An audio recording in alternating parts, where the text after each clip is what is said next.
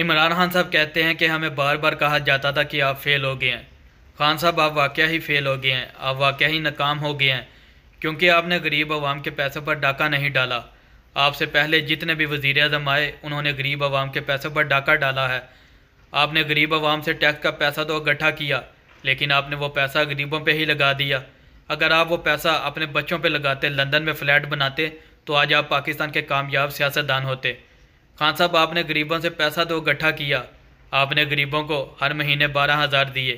خان صاحب آپ نے غریبوں سے پیسہ اکٹھا کیا، آپ نے غریبوں کو سالانہ 10 لاکھ کا مفت علاج فراہم کیا۔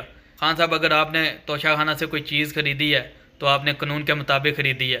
آپ سے پہلے جتنے بھی وزیر اعظم آئے انہوں نے توشہ خانہ پہ بھی ڈاکہ ہی ڈالا ہے، کسی نے قانون پر عمل نہیں کیا۔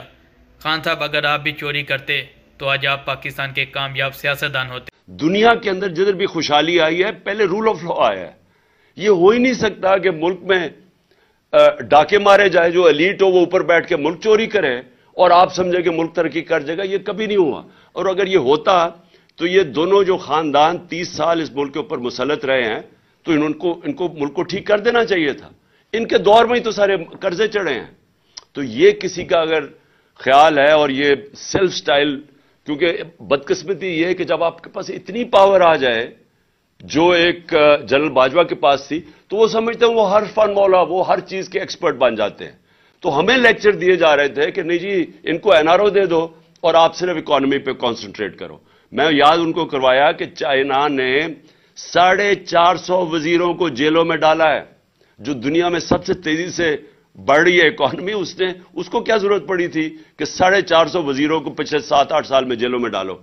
اس لیے رول آف لا کنیکٹڈ ہے، اور میں آپ کو یقین دلاتا ہوں کہ ہماری جو سب سے بڑی ریسورس ہے اوورسیز پاکستانی ہے۔ میرا ان سے سب سے دیر 30 سال تک رابطہ ہے۔